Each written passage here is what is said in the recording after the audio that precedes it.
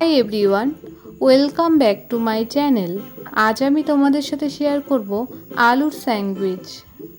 এই স্যান্ডউইচ তোমরা সন্ধেবেলার স্ন্যাক্সে বা সকালে ব্রেকফাস্টে খেতে পারো। আজকের এই রেসিপি তৈরি করার জন্য প্রথমে আমি এখানে নিয়েছি ধনেপাতা, দুটো কাঁচা লঙ্কা ও 4টে রসুন। সব কিছু আমি ভালো করে ধুয়ে পরিষ্কার করে নিয়েছি। পর আমি এটার পেস্ট বানিয়ে নিয়েছি। তারপর এখানে আমি নিয়েছি 3টে সিদ্ধ করা আলু। আলুগুলো আমি বেশ ভালো করে ম্যাশ করে নেব।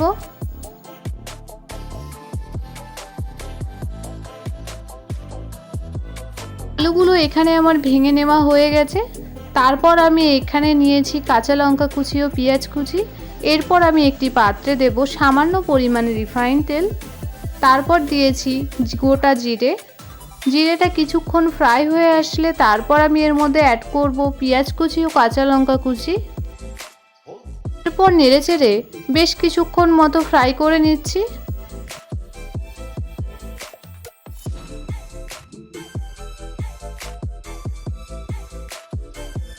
পেঁয়াজটা এখানে বেশ কিছুক্ষণ ফ্রাই হওয়ার পর আমি এর মধ্যে অ্যাড করেছি স্বাদ অনুযায়ী লবণ, পরিমাণ মতো হলুদ গুঁড়ো, সামান্য পরিমাণ জিরে গুঁড়ো, স্বাদ অনুযায়ী লঙ্কার গুঁড়ো। তারপর দিয়েছি কিছুটা পরিমাণ ধনে গুঁড়ো। এরপর সব কিছু বেশ ভালো করে একসাথে মিক্স করে নিচ্ছি। এরপর মশলাটা নেড়েচেড়ে আমি 1-2 মিনিট মতো ফ্রাই করে নিচ্ছি। তারপর এর মধ্যে অ্যাড করে দিয়েছি আমি সিদ্ধ করে রাখা আলুগুলো। এরপর সব কিছু এখানে আমি বেশ ভালো করে মশলার সাথে মিক্স করে নিলাম।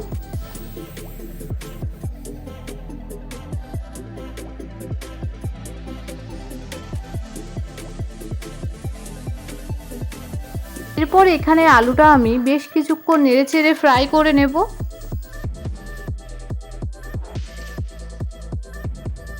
আলুটা এখানে আমার পুরোপুরি ফ্রাই করা হয়ে গেছে। তারপর আমি একটি পাত্রে তুলে নিচ্ছি। পর এখানে নিয়েছি আমি ব্রেড। এখানে আমি একটি ব্রেডের এক সাইডে যে ধনেপাতা চাটনিটা তৈরি করে রেখেছিলাম সেটা বেশ ভালো করে মাখিয়ে নেব।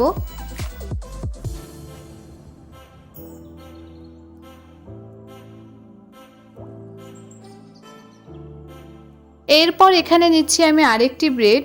এই ব্রেডের এক সাইডে আমি 1 চামচ টমেটো সস নিয়ে বেশ ভালো করে মাখিয়ে নেব।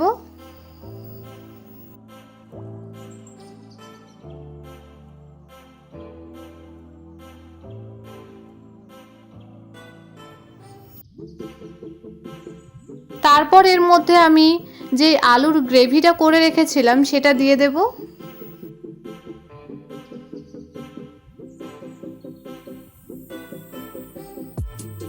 আলুর গ্রেভিটা দিয়ে বেশ ভালো করে সেট করে নেব।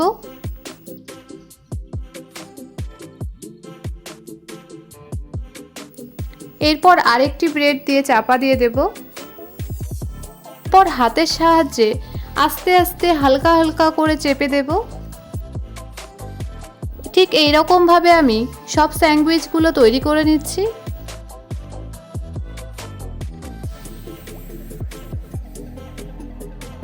এরপর আমি একটি পাত্রে দেব সামান্য পরিমাণ ঘি। তোমরা ঘিয়ের বদলে বাটারও ইউজ করতে পারো।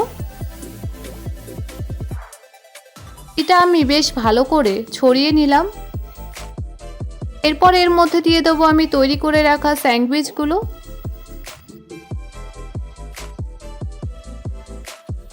এরপর মিডিয়াম আঁচে 1 পিঠ ফ্রাই করে নেব 2-3 মিনিট মতো। তারপর উল্টে নেব।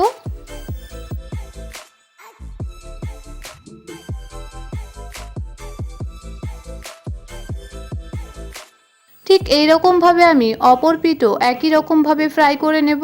তোমরা এই ফ্রাই করার প্রসেসে অবশ্যই খেয়াল রাখবে যাতে পুড়ে না যায়।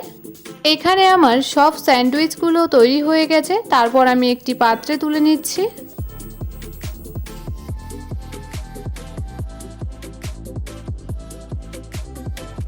এরপর আমি কোনা বরাবর কেটে নিচ্ছি। তৈরি হয়ে গেছে আজকের আমার এই খুবই সহজ ও সিম্পল ভাবে তৈরি করা আলু স্যান্ডউইচ। আমি এই স্যান্ডউইচ টমেটোর চাটনি ও ধনেপাতার চাটনির সাথে সার্ভ করেছি। তোমরা বাড়িতে একবার এইরকমভাবে ট্রাই করে দেখতে, আশা করি খুবই ভালো লাগবে। তোমাদের যদি আমার এই ভিডিও ভালো লাগে তবে লাইক কমেন্ট শেয়ার সাবস্ক্রাইব করবেন।